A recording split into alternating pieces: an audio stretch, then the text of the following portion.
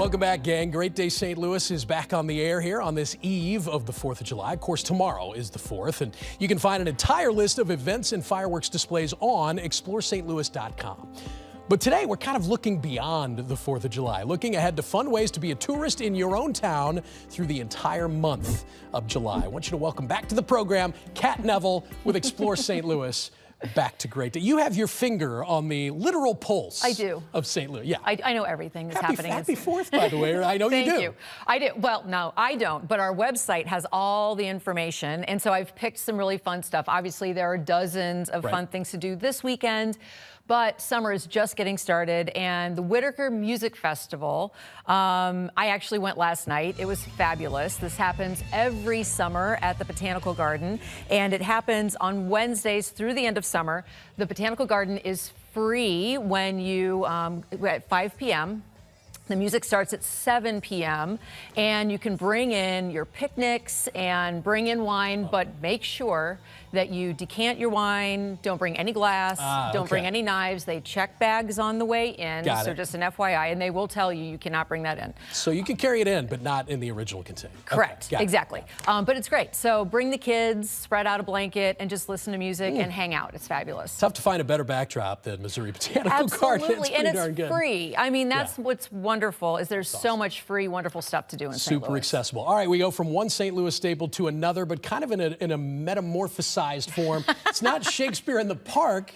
It's Shakespeare in the zoo. In the zoo. This is so cool. Yes, it is Romeo and Juliet. Of course it from is. Our fabulous St. Louis Shakespeare company that, you know, obviously in Shakespeare Glen, they put something on every year. But here you can see it is the Michael Curry Design Company that actually did the live action puppets for like the Lion King on Broadway. This is way more elaborate than I had in my head. It's incredible. Yes. Amazing. And so, you know, this is what you're looking at here is rehearsals. I mean, now these animals are like fully, you know, designed and painted and jazzed up, and it's really, really cool. It's a very fun, it's for the kids, but it's really for the whole family, and just a wonderful way to, and it is ticketed. So the zoo obviously is free every day, but this is a ticketed experience, and it's going to be running starting July 8th and then through August 17th.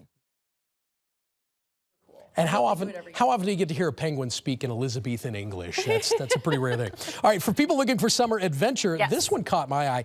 A trip on the Mississippi River. Have you ever gone on the river with Big Muddy Adventures? No, not with Big Muddy. Yeah, it's really cool. So it is like a 10-person canoe, and so you get on these massive canoes. You have guides, so if you've never, you know, paddled, don't worry. They teach you how to do it.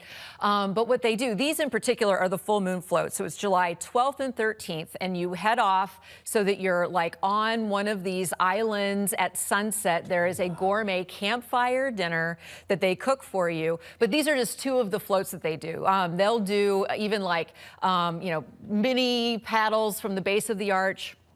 They do campfire dinners outside of just the actual full moon. And then sometimes, like I think it's in September, they do these multi-day camps where they'll take you down the river and they teach you the history of the river, and you camp every night and you have a chef with you. It's so cool. That is awesome. And it's amazing. Come away feeling like a pioneer, I think. I mean, yeah, definitely. You just paddled the Mississippi or the Missouri River. Awesome. Another great spot to float, by the way, Brookdale Farms. Yes. So this is in Eureka. So it's on the Merrimack, and they have floating, but they also have these campfire nights through July 25th where you can rent a campfire for up to 12 people. There's live music, and that's from 7 to 9:30 p.m.